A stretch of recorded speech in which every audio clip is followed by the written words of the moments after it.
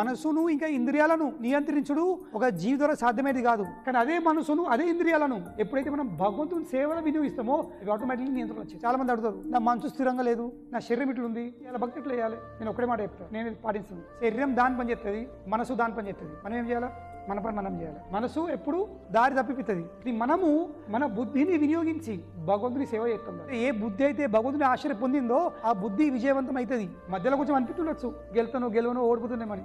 ఏ విధంగా అయితే అర్జున కృష్ణుని ఆశ్రయ పొందిన తర్వాత మహాభారత యుద్ధంలో విజయవంతమైండు, మధ్యలో ఎన్నోసార్లు అనిపించింది వాళ్ళు ఓడిపోతారని.